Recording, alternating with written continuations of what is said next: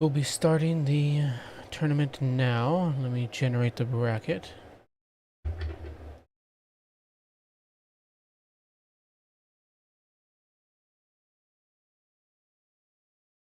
There we go. Bracket is generated. People can find their matches now. Let me grab the channel. There we go.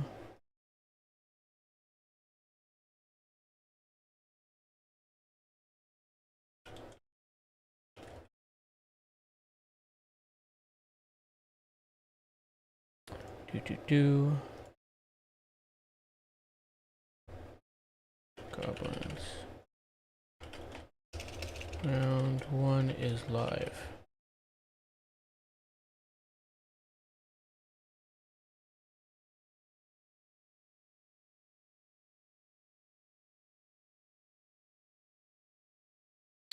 All right.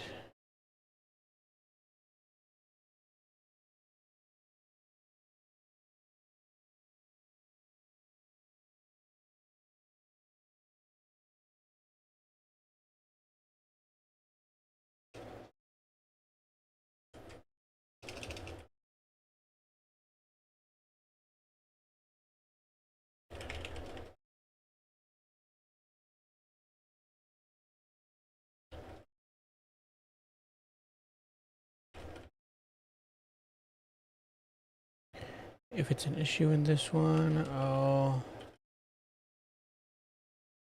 the next.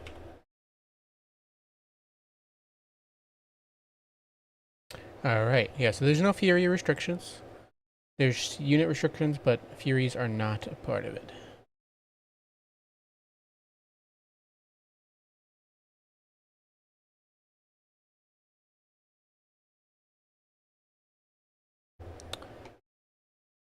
Let me go ahead and boot up the game. See if I have any games to join. Okay. Oh, it's a single faction. So you type in your faction that you want to play in the Discord. So under the Discord, or rather in the Discord, under the Total Tavern website category. Let me show you right here. Let me show you the Discord 1 second. So right here, an SFT declaration, you type in what faction you're going to play, and that's the faction you're going to play for the entire series, for the entire tournament. So like all these people have put in their faction, like this person's playing Vampire Coast for the entire tournament. No picks, no bans.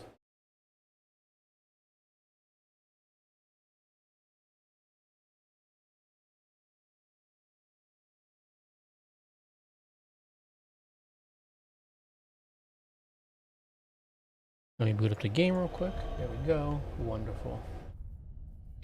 Throw up the blocker. The battles. Do.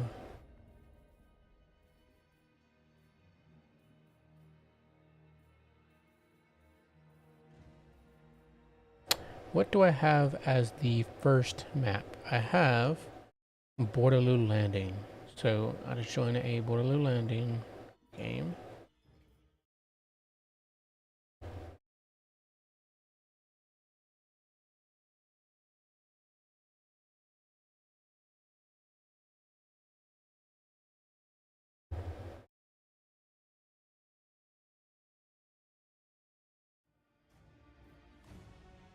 No, no worries. Yeah, easy to miss. Next time I will add it to the description, or rather to the title, to help out. Yeah, that's typically what SFT is for. Let's see.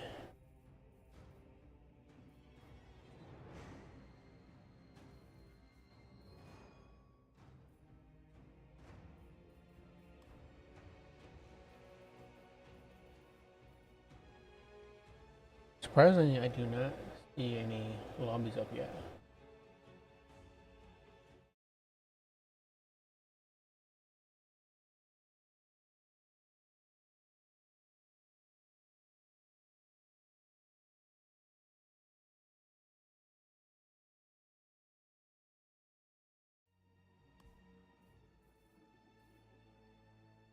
Let me check really quickly.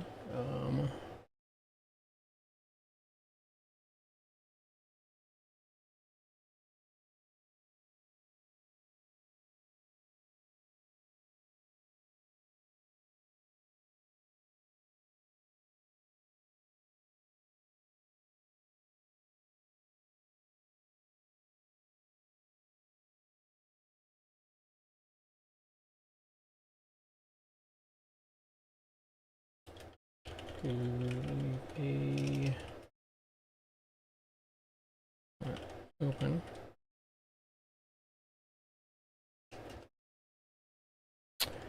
Okay. 1 second. I'll find us a game to cast.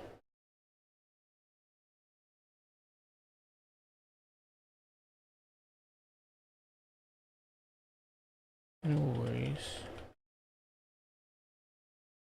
Give it the answer in.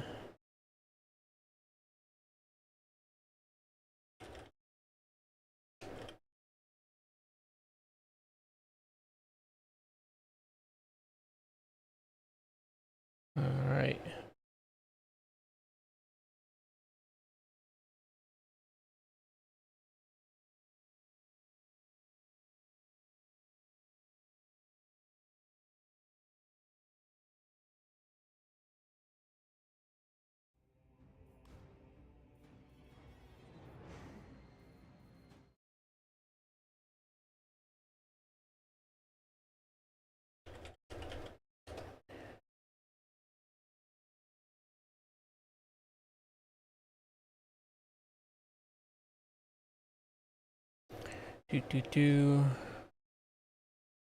Unfortunately, we're having already delay, as most people have seemed to forego the spectator slot in their lobbies. So,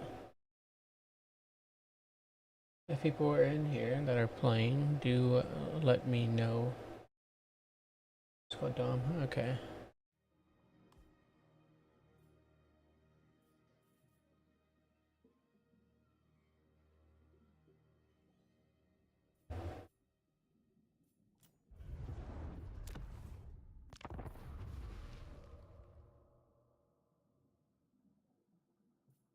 Interesting, I don't see it.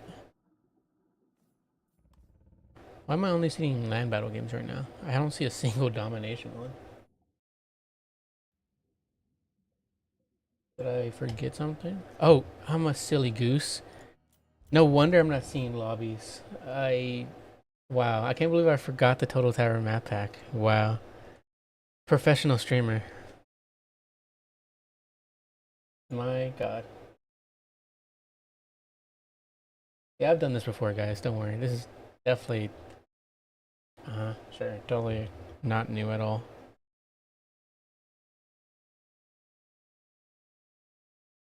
It's because I've been playing a lot of land battles. So... lately, I haven't needed the map pack at all. So I'm just not used to running it unless I'm casting this series. Jeez, what a doofus.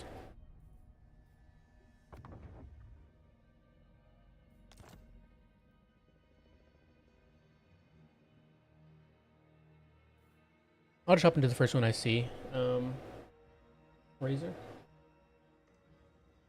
So go ahead and start your game. Just so we can get this ball rolling. Good luck in your game.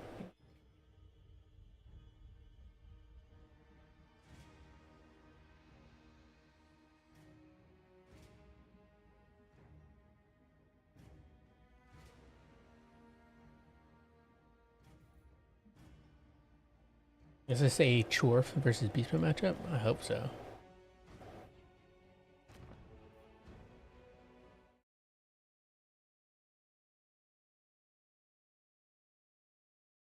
Alright.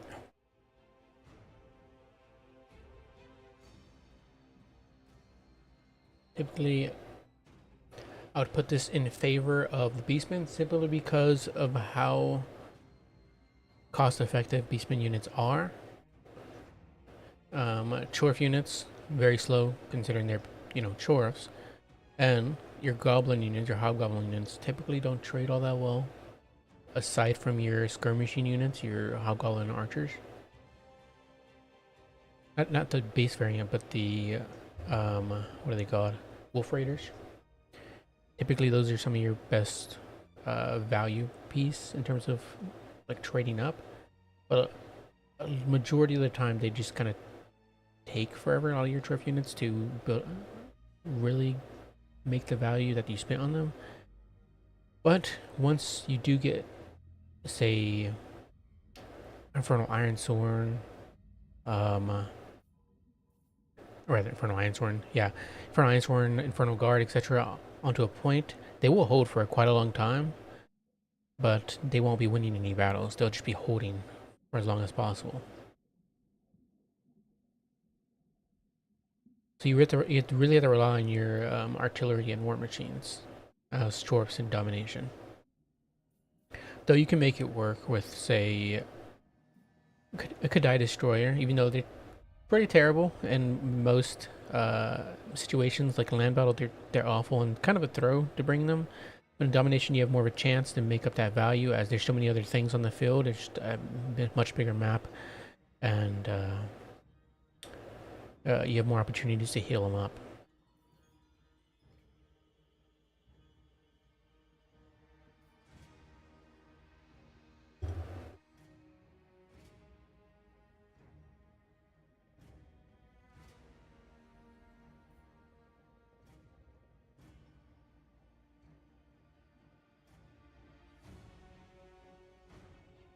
But pardon me, I'm also eating. I haven't eaten breakfast yet since I was doing a few things. But really, it's not. You don't really have to worry about it too much because this is a new player tournament. You gotta experiment with this stuff, and that's one of my favorite parts of new player tournaments is people get to bring ridiculous stuff. You don't see a lot of the stuff very often, so it's a lot more fun typically, and it's just not worth worrying about the stress. Nurgle mirror, yikes. Yeah, I gotta say I'm really glad I did not hop in that spectator slot. There's nothing more unfun to spectate than, I mean, first of all, mirrors aren't very fun to spectate in the first place, or rather cast.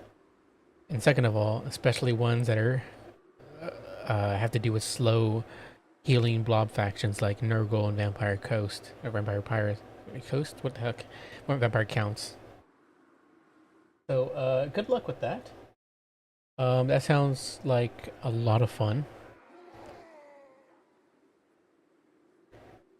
Though, if you bring Epidemius, just for the fun factor, I'll specifically bless your win, or hope that you win.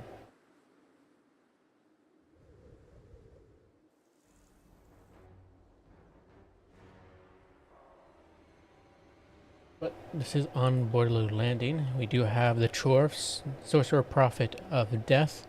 Pretty much always the right choice is to go with the Sorcerer Prophet on a Beltaurus, as it's your best option. They have 90 speed, good melee stats, fantastic weapon strength, and they have that little shooty pistol to do okay moderate damage. But really, it's just you're bringing it for the speed and for that terror. It also has a breath attack, which is okay. It's mostly better. You can't really use it on single targets. It's pretty trash against single targets like Dragon Breaths.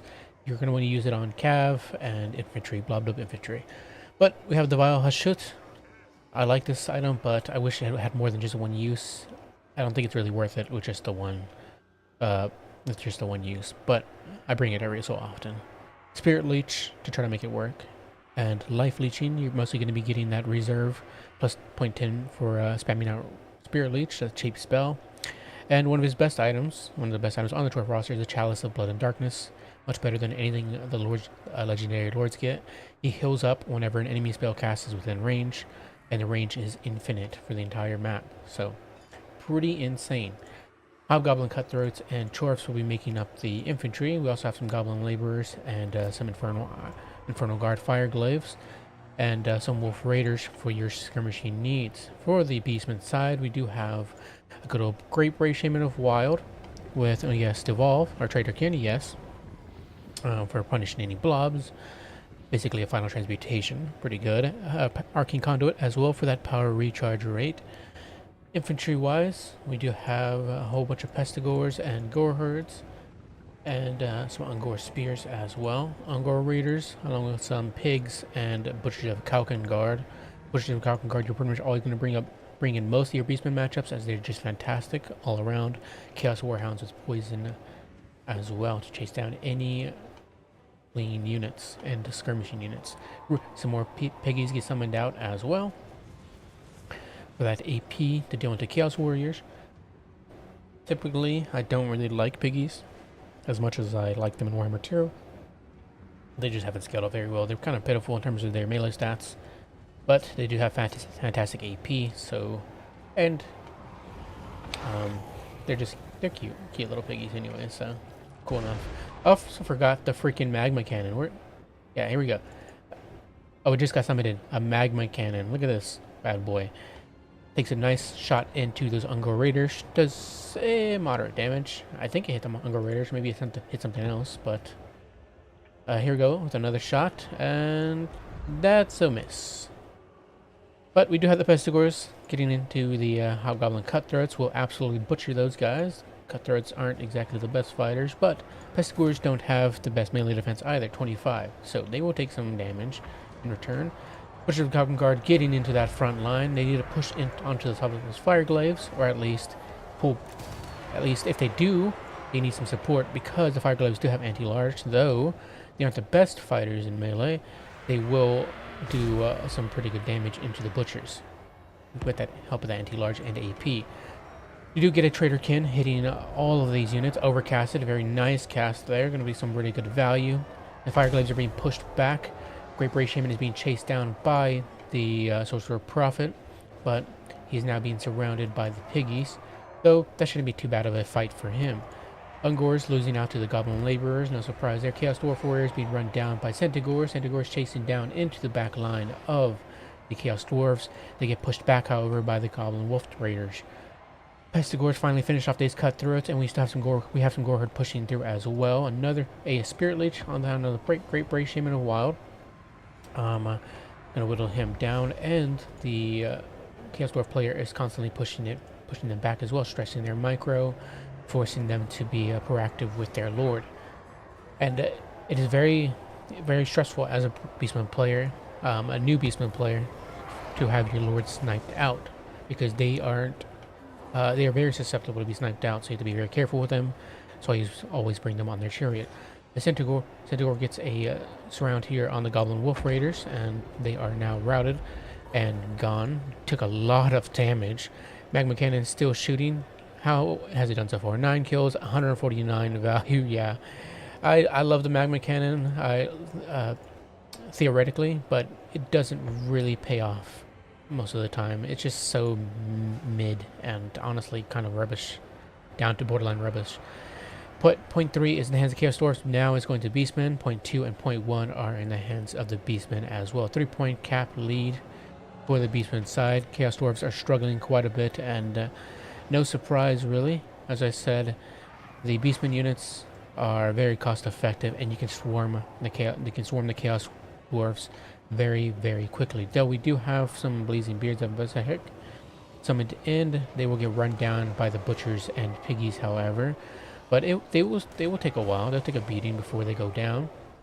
We do have some Chaos Dwarf Warriors coming back, and Fire Glaives might be able to come back, though we do have some Chaos Warhounds in the back line riding off these units.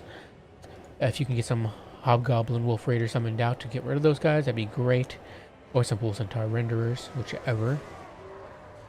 But Wolf Raiders have been finally caught out by Centaurs, and some more Centaurs coming as well. Those guys are gone, unfortunately. Destroyers of Drakewad on the field, and we do have some Pestigores and more Warhounds summoned in. The Sorcerer Prophet. Did he finish off the... Ah, here he is. Breath Attack. Yeah, it kind of mostly missed for that. Just gonna have to chase them down in this case, though the Centaurs are watching. But hopefully getting them off the field will help. As the point leads aren't too bad, getting the Bray Shaman off the field might issue a big enough leadership penalty to get some of these units off the field, though some of them are fairly... Yeah, so some of these are at like 40 or 33, so it could turn things around, though we'll see. Centaurs and more Centaurs over here, plus the Chaos Warhounds are still running amok in the back. The Chaos Dwarf player really needs to solidify their back line, otherwise there's really no chance of them coming back from this. Magma Cannon still shooting, might get another shot into those Centaurs. Will it get a shot off before those Centaurs get on top of it? We'll see. Did the the Bray Shaman get killed? Yes, he did. He is now fallen and gone. We do have some Orc Laborers summoned in. That is another unit as well that I don't think is worth ever bringing. Orc Laborers are pretty rubbish. Always go with Goblin Laborers and Chaos Dwarves, as Orc Laborers cost more than Goblin Laborers and just aren't typically worth it. They trade atrociously into anything, and that's saying a lot because Goblin Laborers also trade atrociously into everything, but at least they don't cost... they cost a little cheaper than Orc Laborers. Bull Centaur Renderers summoned in with great weapons.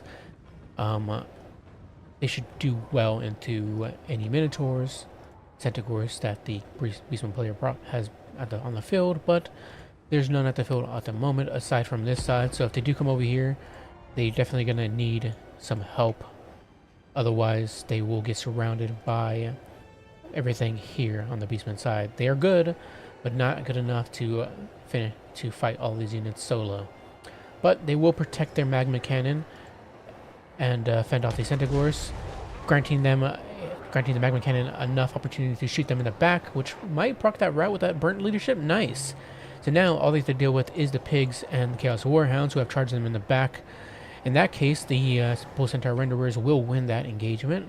If the Centaurs are still on the field, I think it would have been a bit sketchy, but we do actually have some Wolf Raiders as well summoned in, so that definitely should go in the hands of the Chaos Dwarves. 1,000-point lead, or 900 or so, give or take, for the Beastmen, but by no means does that mean the Chaos Dwarves can't come back from this. It's just going to be very tough, and it's going to be a very slow return for the Chaos Dwarves.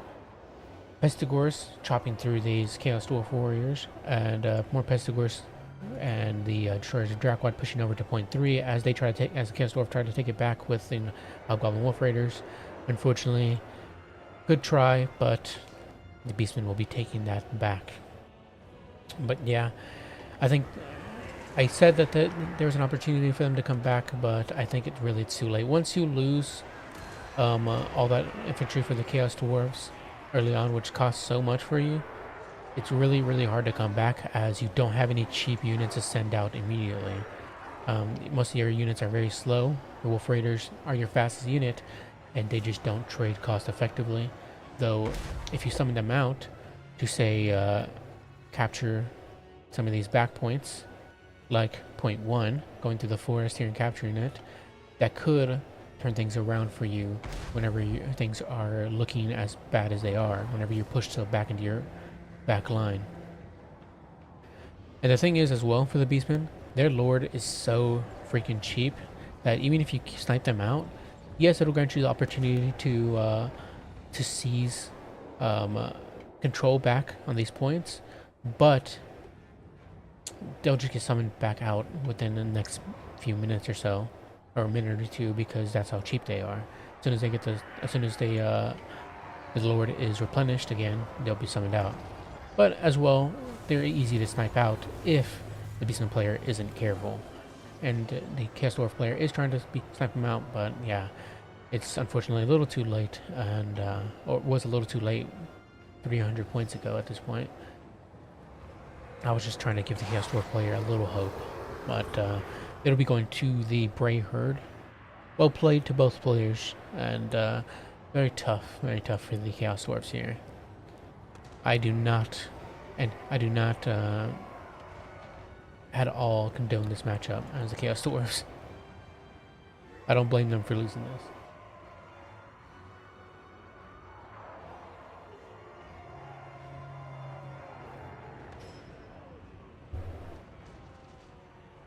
But yes, GG's indeed.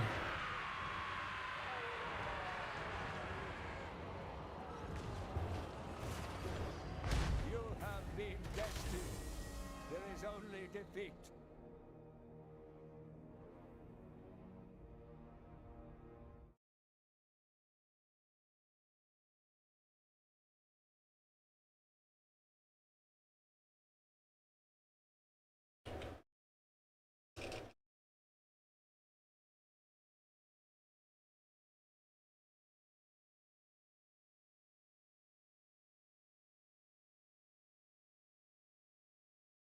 Alright.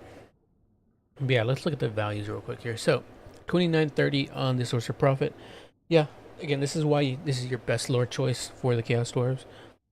They're just so incredibly good with their on their Beltaurus mount. I mean, even on foot, they could do pretty good as well. You have the best lures available in the Source of Profit, unlike Astrogoth and who else do you have for your caster? No, actually, Astrogoth has a decent lore. I'm thinking of Drazoth. Drazoth is stuck with just the Hashut lore, which isn't that great in the first place. So Sorcerer Prophet and Astrogoth have better lures, though Astrogoth is limited to just the two, the Fire and Hashut. While Sorcerer Prophet you can pick from Death, Hashut, and I think Metal, yes. So, yes, that's typically where a lot of your value is going to come from, is from the Sorcerer Prophet. 801 of these Chaos Dwarves. Train didn't get summoned out, but yeah, the Magma Cannon, it's just so rubbish. I wish CA would buff it so much. It just sucks so badly.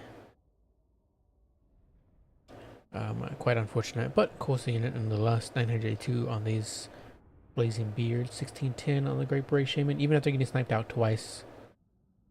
I mean, to be fair, being sniped out the first time, he only got sniped out once actually, but having to be resummoned made it so he didn't make up for his value, his total value. But it didn't matter. It doesn't matter as much because while the Great Bray Shaman was being sniped out, the rest of the army was doing good enough to make up for it. 2101 on the Butchers of Kalkengard, they did good as well. 670 here, and everything else did fine. Razor Warhorror did okay as well. 1377 on Centaurs, 1241 on these as well. 942 on these Centaurs. I mean, on these piggies. Nice. Cool to see some piggies get some good value.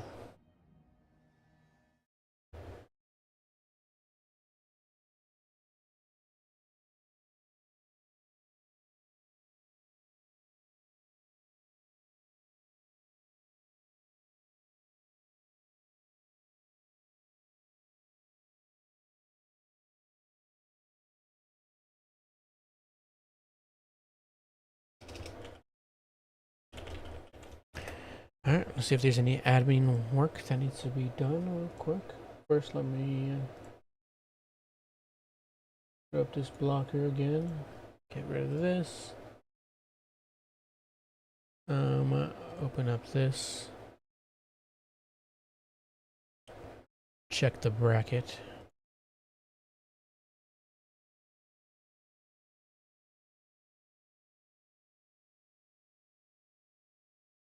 Alright, we're just waiting for two more matches. Razor, Bloodbath Giraffe, SJ Klein, and Brother Bear. So it's just two matches. Codename got a bye.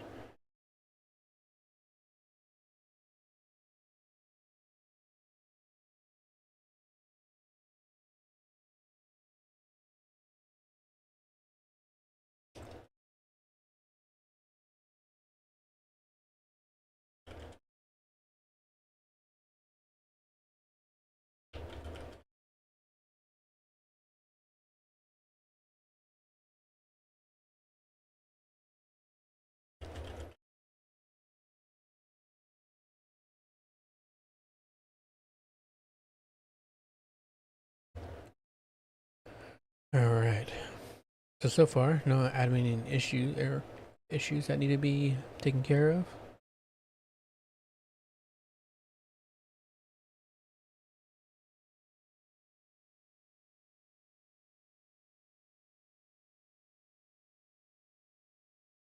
Yes, if there's any issues with Furies that some of you guys have, some of the new players, do let me know. Some tournament hosts, I think Nerexa, there may be one other, have limited Furies in their tournaments. And one of the players, Rat, Original Echo, had pointed out to me, or rather asked, if I had limited them at all, and I didn't. Because I figured that new players probably wouldn't know either know to spam out Furies and have the micro to do so, or two, they wouldn't be the types to be that sweaty. Not sweaty is the right word, but not be the type to try that hard by just spamming out Furies to annoy your opponent. Because, like I said, new player tournaments, I see a lot more variety in terms of units and builds that people bring. So, typically, I would only limit units I think are just extremely egregious to a point where even a new player can win just off of how overperforming of a unit that is. So, say a Zinch Soul Grinder, for example. I don't even think it requires much micro. I mean, to be fair, someone could say that for Furies as well. You summon out you summon out 4 at a time, throw them all on one unit and forget about them. But if you do forget about them, you're kind of limiting how much value you get out of them. I think with Furies you can do that, but at the same time, it'd be better if you utilize them properly by one selecting what units you land on, being very selective with what units you land on with them, and pulling them out when need be, and rather than just leaving them to die. Though there is merit in it by stopping the opponent from shooting with their valuable gunpowder unit by just leaving them in there to die, because they take a while to crumble, right? I mean, they don't take a long while considering this demonic instability rather than vampire crumbling, undead crumbling. But yes, nonetheless, my point is that if there's issues with Furies, do let me know. I don't know if any of the new players are in here, aside from maybe Razor. But on the off chance that they are, you can let me know.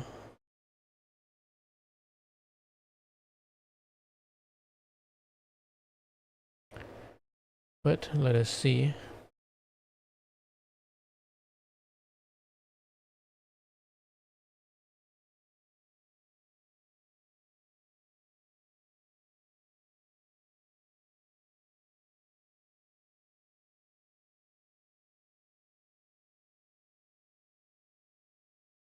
Alright.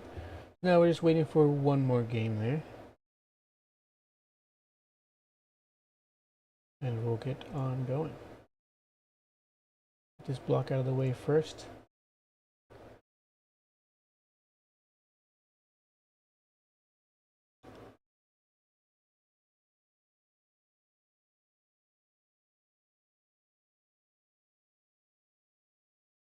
Alright, alright, alright.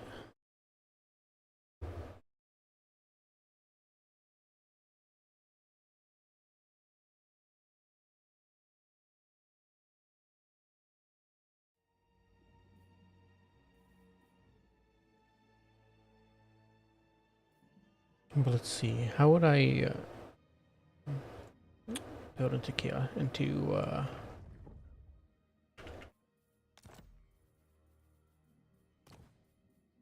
how would I play into Beastmen as Chaos Dwarves?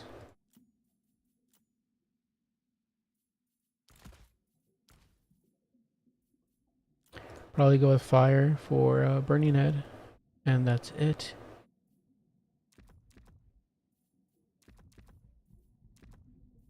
$26.50 for the lords there. Burning Head to deal with any chaff like Ungors. But yeah, look, you're paying double the cost for orc laborers, and you're not getting much value out of them. At least the goblin laborers who are being trashed only cost 150. But something like that. And then we have some chaos dwarves in the back line. I like the blazing beards here. Infernal guard can also be okay as well. For beastmen, it's gonna be tough.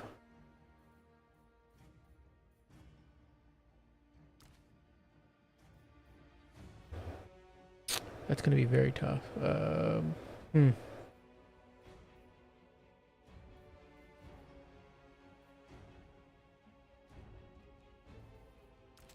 Obviously, you need some dwarfs. I'll put maybe one up here.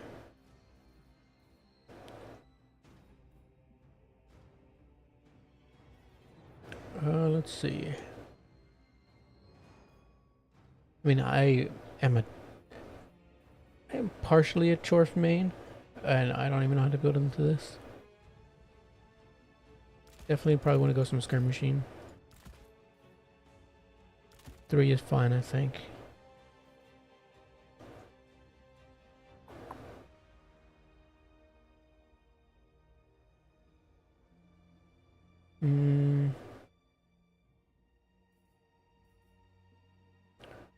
Just want to keep some wolf raiders in your back pocket. And some great weapons too. No.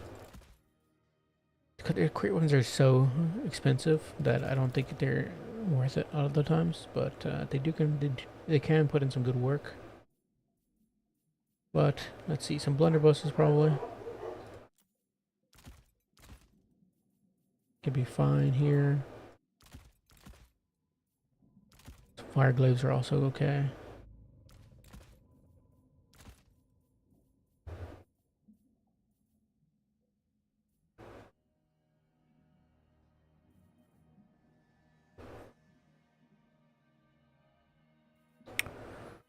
But I guess if you do have some money to burn, I could throw in some orc laborers.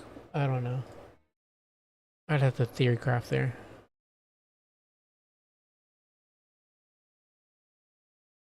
But let's see the brackets.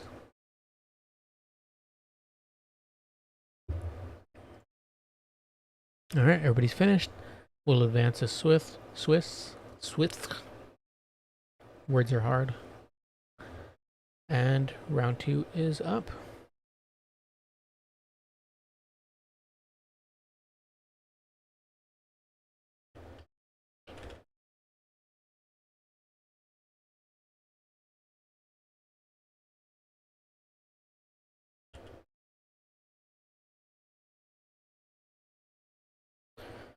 Alright.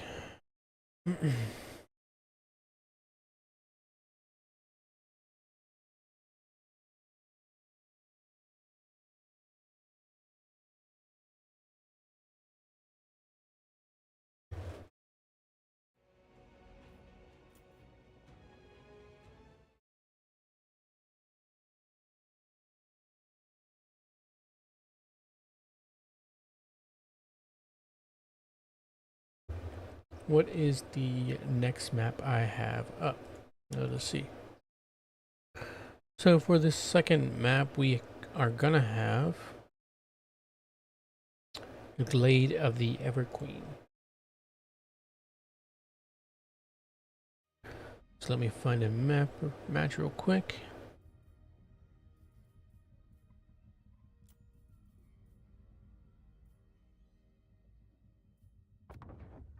This one is fine.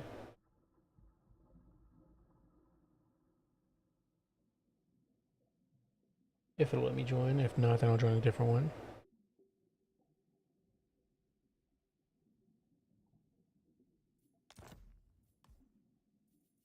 Yeah, that one didn't work.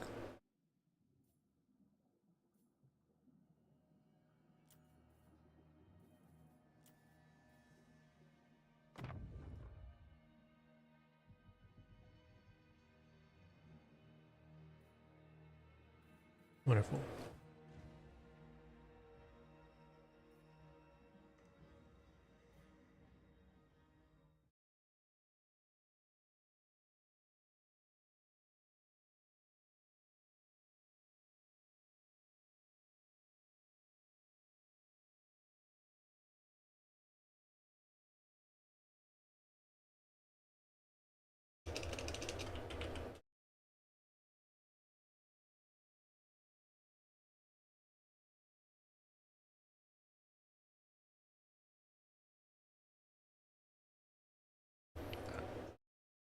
Alright, let's hop into original echoes.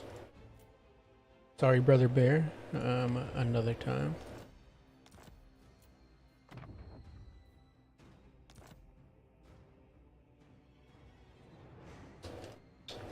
I definitely gotta watch this one because Echo apparently is playing the Wood Elves.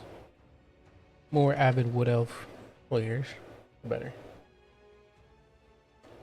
I gotta give him the spotlight for playing the Wood Elves, honestly. Of all the factions that play in Domination, or even just Warhammer 3 multiplayer in general, I definitely salute anybody playing the Wood Elves. They're very hard to play, and unless you're Circia, you're not going to win a lot of matches.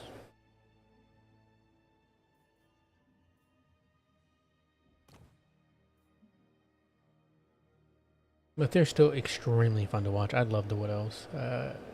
In terms of playstyle, I think the Wood Elves are the most fun to watch and cast. Everybody else, Dark Elves, eh. You usually see the same builds for Dark Elves. High Elves, also pretty fun, but I'd still rate them below Wood Elves. But yeah, Dark Elves third in terms of fun to cast.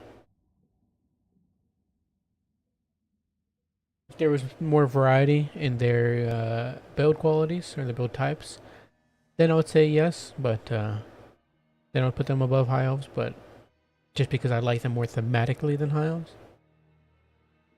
and aesthetically, but no.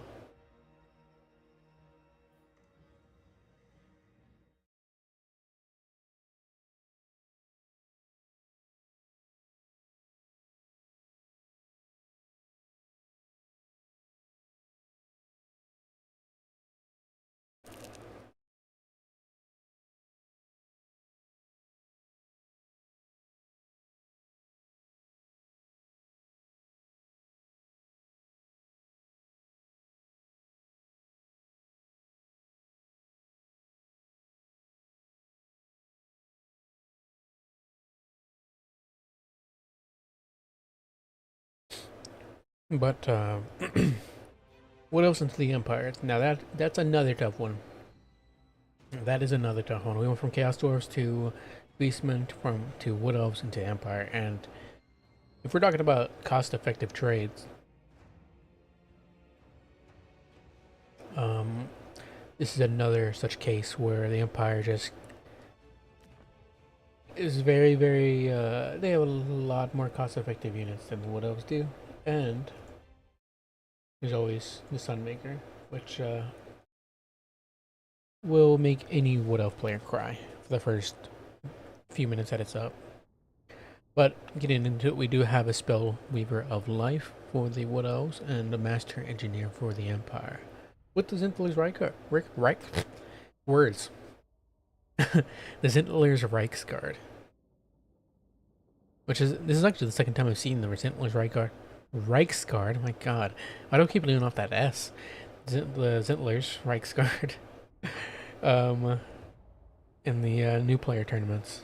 I don't usually see them ever anymore because of how cost-effective Empire Knights are. Ever since they got that speed increase. And especially with Knights of the Black Rose. Knights of the Black Rose are so incredible that typically you don't see a reason to ever bring you anything else. But alright. So, for the Wood Elves, we do have a Spellweaver of Life on a horse with Loix Blessing for that unspottable stock speed increase. And then we also have Earthblood. Does that affect allies as well? Yes, it does. So you can have some sneaky plays with Loix Blessings. Earthblood plus Life Bloom to proc that Life Bloom with those very cheap Earthblood casts. We also have 3 Glade Guard Starfire Shafts. They do have that nice AP to deal with to shoot into any cav, war wagons, etc. One of your best units. Eternal Guard for the front line mostly. We do have some War Dancers as well, should butcher through Empire State troops.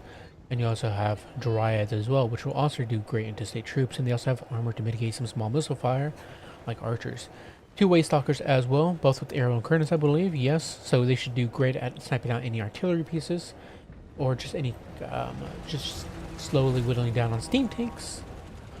And casters should do great into a light caster who is the light wizard who is on a horse.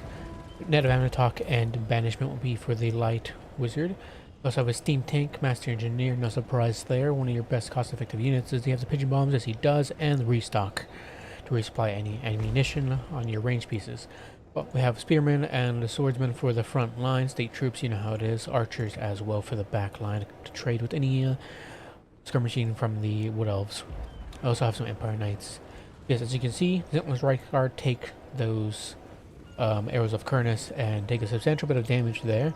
A third of their HP gone. Quite a few models lost. But not as much models as you would think with that HP loss. Right off though, we are going to get the Zentless Reichsguard getting that charge into those Dryads who are standing still. So, considering they're standing still, they are braced. They're not going to take that much damage. They don't have brace or charge events against large, but if they were moving, for example, there would be a lot more momentum pushing them back, knocking them back with that collision. We do have that Loix Blessing propped. Nice. So, right now, the Empire player can't see these guys at all, and they're going to get a fantastic charge here on those Sentinelers. Nice. Great play there by Original Echo. They're going to absolutely butcher those Reichsguard. Spearmen get on to point 3. Same with the Master Engineer and Felix, who got summoned in. What does he have? He just has Blood Oath, so he should be healing up any lords or heroes nearby. Pretty good, especially if you have a steam tank nearby. That's pretty cheesy. Archers going to be shooting into those great Stag Knights as well. Try to help out that fight. We have some spearmen going to the point, along with some more archers as well, helping to shoot out. Empire Knights get a charge in on these Dryads. Should do okay, but they're actually taking a lot of damage here. Or actually, they took a little bit of a burst damage there, but now doing a bit better. I think it's because of the Waystalkers, I'm not sure. But now they're turning around and starting to shoot at Felix, which actually they're doing pretty decent damage into. 3289 already for Felix. He needs to get into combat so these shots aren't doing so good into him. I mean, first of all, he should be putting that bonus for his infantry into the fight, and he's not at the moment. If they can snipe out Felix and the Empire player doesn't notice, that'd be a fantastic play. But they are so accurate right now. Oh my god. Felix is getting murdered. War Dancers come in and help out against those Spearmen. Another Arrow of Kernus hitting those archers. Does some fantastic work there. Dryads running away, are going to be running away after those pigeon bombs land down and do some good damage into them. This whole blob right there is fantastic for the Empire side. And a banishment is thrown down. Going to be going through those Spearmen, but also doing some good work into the Dryads as well. Will they go into the War Dancers? No, they won't. It's going to be going this way instead. The record is still up after the fighting the Reichsguard the Great Stag Knights for so long. My god, the Reichsguard are so good. More Dryads summoned in. We also have some Glade Guards still shooting up and about, but we were hiding out in the forest, as she should be. Glade Guard still shooting, and the Master Engineer has taken quite a bit of a beating. I mean, to be fair, Felix has not been in combat this entire time, so the Master Engineer has not been getting that heal. If Felix really needs to get into combat to make use of that heal, point 2 is staying in the hands of the Empire at the moment. We do have some grenade launchers and more grenade launchers on this side shooting in. That's probably what was doing damage to their own Empire Knights that were fighting the Dryads.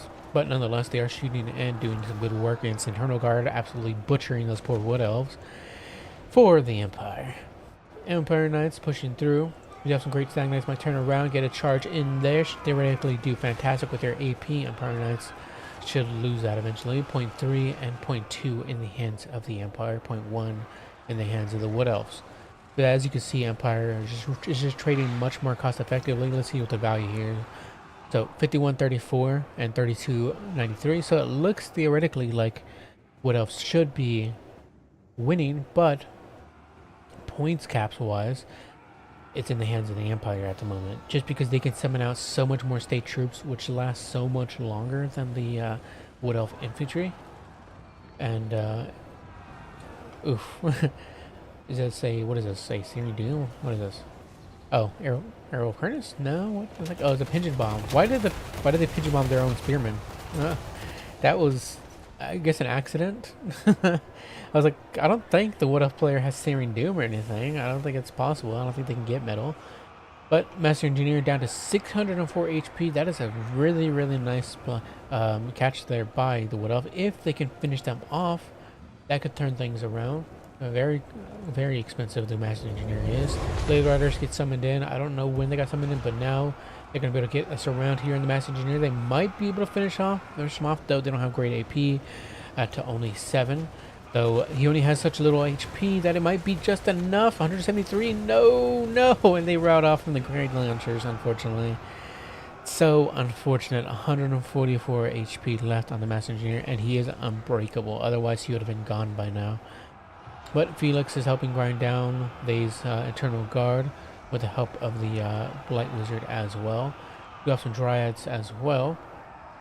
Cap weight was in the favor of the Wood Elves, but now that the Empire Knights are here and the Free Company Militia, it'll be swinging back into the Empire's favor, though we do have some Dryads and Eternal Guard coming back over to the point, switching it into the Wood Elf favor now. They might be able to take it if they just get more onto the point.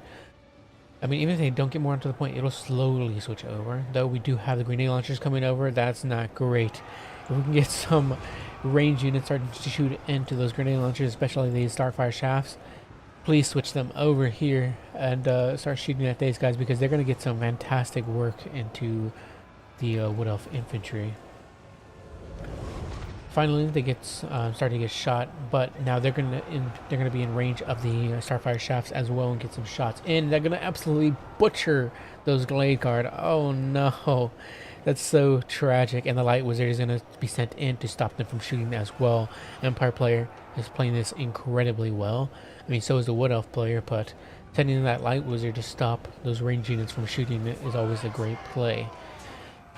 That's just something a lot of new players don't know, is that they can send in their hero units that won't die to an engagement with, say, something like these Starfire Shaft. The Light Wizard won't fall to them, but instead he'll provide a lot of utility and value by just stopping those guys from shooting and providing Free Company Militia and Empire Knights time to charge them down and shoot at them. So unfortunately, these Glade Guard Starfire Shafts will be dying, unfortunately, if they don't get pulled out. Blade Riders get shot down by the grenade launchers. Just really good micro here in general by the Empire player with those grenade launchers. Keep them out of range of the Starfire Shafts.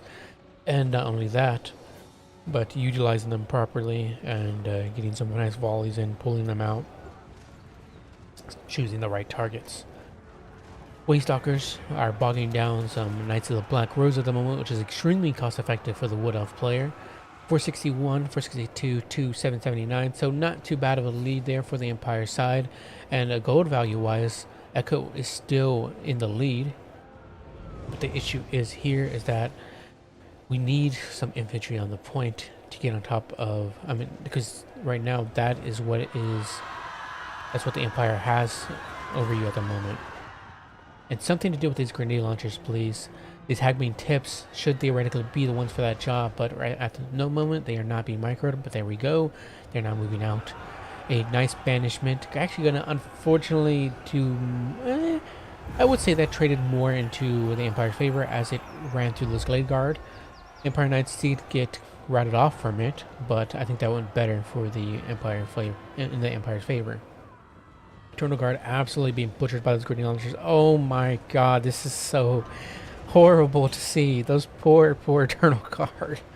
This is every Wood Elves player's nightmare. And then the Dryads, please don't send them in as well. They do have physical resistance, but they're still going to not like being shot by grenade launchers.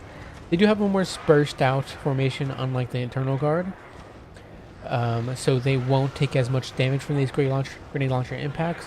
But what they will take a lot of impact from is from these Knights of the Black Rose, who do have that bonus versus infantry as well. And here we go, they're going to get run over.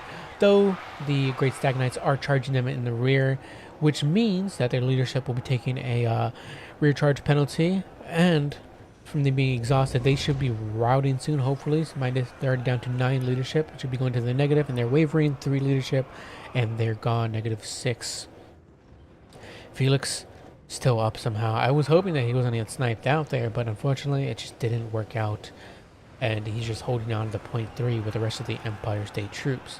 1045 to 536. It's slowly getting out of the Empire's hands, or rather the Wood Elf's hands, and the Empire player is still literally fighting their hold on the game here. If the Wood Elf player isn't able to scrap back, take back point 1. Point 1 is in the hands of the Empire at the moment, but if the Wood Elf player can take it back, yeah. It was, I think the Wood Elf player knew that at this point it was too little, too late. But well played to both players. I love